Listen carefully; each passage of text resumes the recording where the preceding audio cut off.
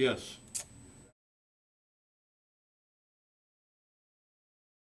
Most obviously, emailing students either as individuals or as a subgroup or the entire class um, to provide information. That's the most obvious. I also have my syllabi posted on Blackboard, and I modify them constantly. I tell students that the official syllabus is the one up there on Blackboard and not maybe one that you printed a week ago. I also have students provide papers and other course requirements via Blackboard, or sometimes emailing material to me directly. Yes, I would say very much so. First of all, every class that I teach, I always keep a WordPress blog for the class, and I update that blog definitely every class period, but often more often. So we'll have, what we're doing in class that day, but other resources, other updates, other things they might want to check out. But actually, since I've been using the blog, it's pretty rare that I actually email the whole class now. Now the kind of things I would email the whole class just go up on the blog and they check it regularly. As far as for communicating with students, I use email a lot for answering questions, circulating drafts. I respond to all work online using sort of Microsoft insert comments, track changes, things like that. So all of our work is circulated digitally, sometimes via email, sometimes via Blackboard.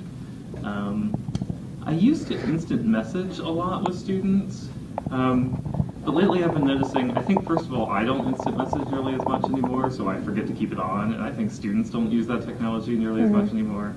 So I'm kind of looking around to find a good chat technology. I'm finding more students are using Gmail now, and if that catches on, then that'll be great, because we can just Google chat. Yes.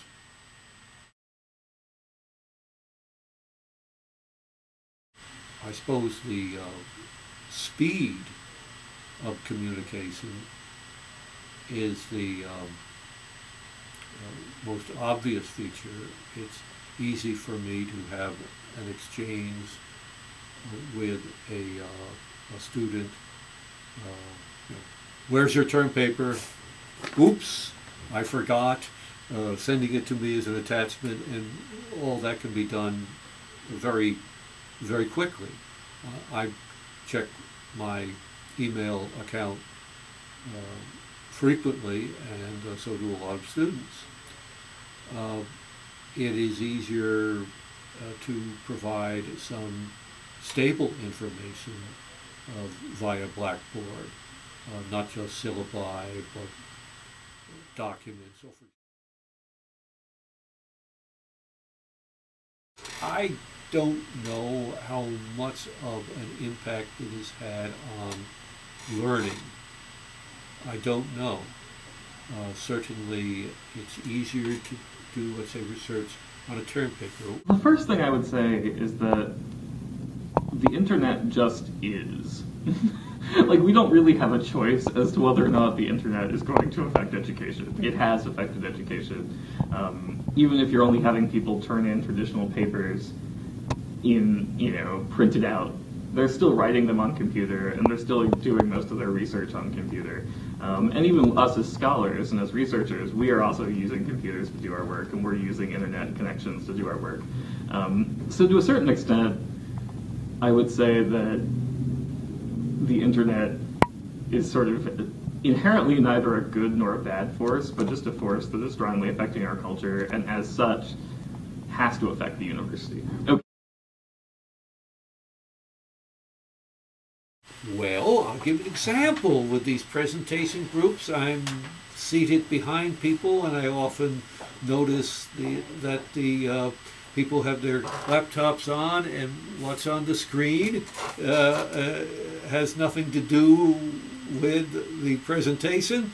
They may be doing other homework, or they may just be checking the news or reading their their email or whatnot, it certainly can be a distraction. It can be a distraction for me. I can get involved in a blog or something like that rather than, grading your papers and whatnot. It's more fun. So there are all sorts of negative elements. Yes.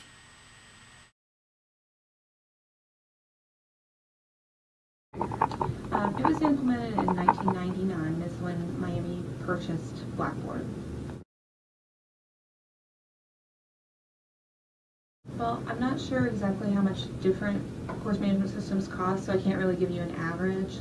But what I can tell you is that Miami pays about $150,000 a year for Blackboard, and we have to buy a full license every year. So some products you might have to buy a full license the first year and then pay a maintenance fee for the following years, but Blackboard doesn't work that way. You have to pay for the whole license every year.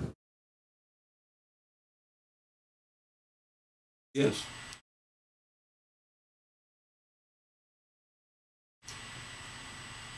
First of all, I save paper. Secondly, I can make changes throughout the term. Here I'm talking about the syllabus. But there are a lot of other ways I use Blackboard, and I don't use all the features of Blackboard by any means. And there'd be no reason to. You use as much or as little as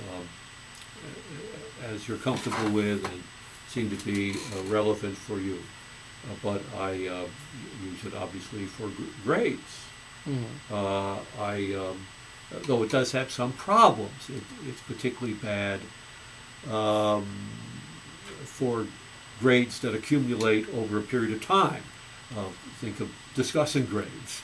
I'm going to try to post something in the next few days, but there's no way I could post it, after each meeting. That would be really rather persnickety.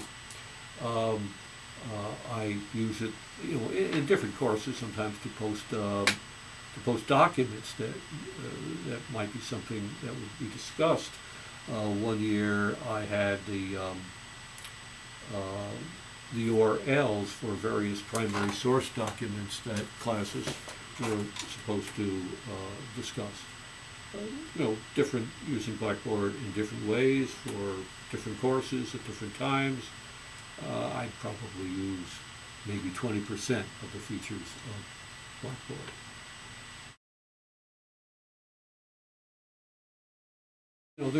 There's nothing that I'm doing with Blackboard that I couldn't do without Blackboard. I mean, so that's instead, for example, you people, before you're leading a discussion of one of our readings, post questions. Mm-hmm.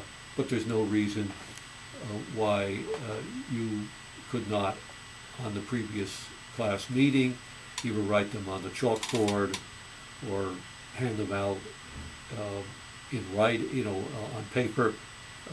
It's just a convenience. It certainly allows you to do it at the last minute.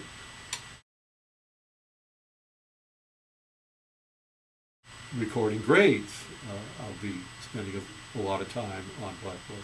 But usually it's the email function. Mm-hmm. Usually it's the email function. I occasionally like the discussion board feature of Blackboard. And it can also be a place that's sort of safe behind a password where students can exchange drafts with one another. So often I'll use the discussion board as a space to kind of facilitate peer responsive drafts, or the Dropbox is a space for turning in drafts to me.